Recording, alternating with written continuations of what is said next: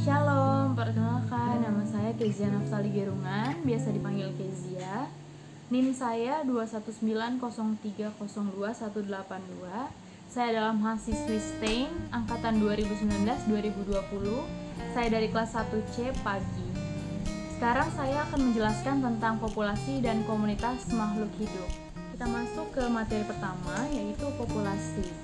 Saya telah mengidentifikasi bahwa populasi adalah sekelompok makhluk hidup dengan spesies yang sama yang hidup di suatu wilayah dan waktu yang sama pula.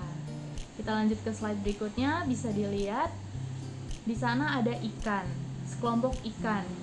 Ini termasuk contoh dari populasi. Contoh populasi pun banyak ya teman-teman. Ada sekawan angsa, sekelompok semut, sekelompok anjing, dan lain-lain, masih banyak lagi. Ciri-ciri dari populasi.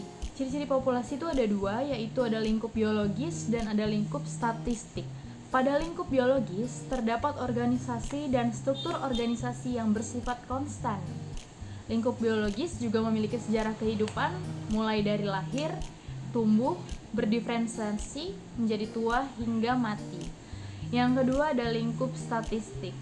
Pada lingkup statistik, kepadatan besarnya suatu populasi dipengaruhi oleh kelahiran dan kematian.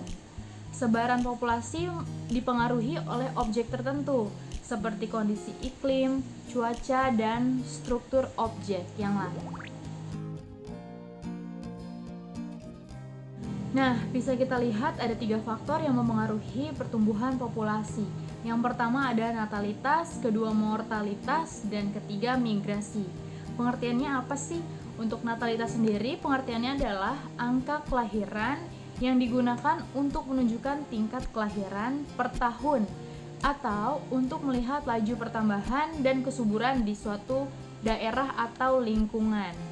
Yang kedua ada mortalitas. Mortalitas adalah ukuran jumlah kematian yang umumnya karena akibat yang spesifik pada suatu populasi. Yang terakhir ada migrasi. Migrasi adalah perpindahan makhluk hidup dengan tujuan untuk menetap dari suatu tempat ke tempat lain. Nah, kita lanjut ke materi komunitas. Komunitas sendiri menurut saya adalah sekumpulan berbagai macam populasi makhluk hidup yang hidup di dalam suatu wilayah tertentu dan lingkungan tertentu. Kita bisa lihat di gambar, ini merupakan komponen penyusun komunitas.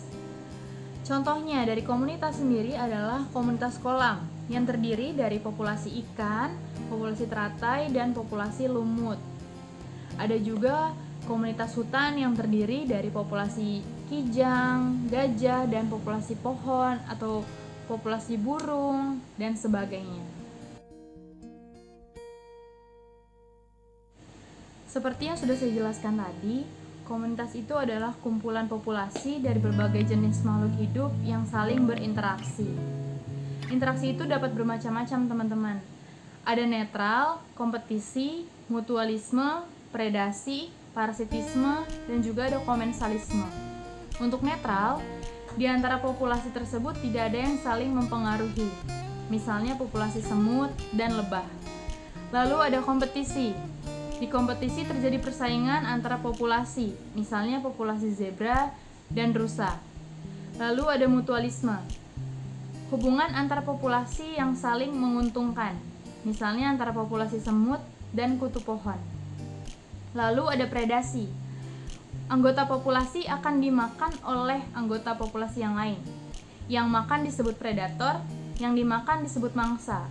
Misalnya antara populasi singa dan rusa. Yang kelima ada parasitisme. Salah satu populasi menjadi parasit dari populasi yang lain atau merugikan populasi yang lain.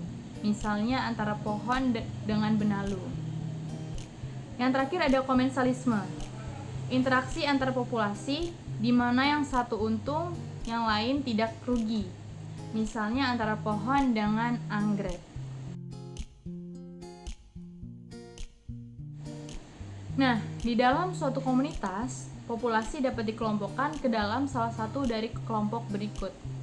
Ada produsen, konsumen pertama, konsumen kedua, konsumen ketiga, parasit, pemakan bangkai, dan juga ada pengurai. Untuk produsen adalah suatu jenis makhluk hidup hijau yang bisa merubah energi surya menjadi energi kimia dalam jaringannya, seperti rumput dan pohon. Untuk konsumen pertama adalah makhluk herbivora, yaitu suatu organisme pemakan tumbuhan seperti sapi, kerbau, gajah, dan kambing. Lalu ada konsumen kedua, yaitu karnivora, suatu organisme pemakan herbivora seperti manusia, harimau, ular, dan lain-lain. Lalu ada konsumen ketiga, yaitu karnivora. Karnivora itu suatu organisme pemakan karnivora lainnya. Lalu ada parasit. Parasit itu organisme yang memakan makanan yang telah dicerna oleh organisme lain sebagai tempat hidupnya, seperti benalu, jamur, dan lain-lain. Lalu ada pemakan bangkai.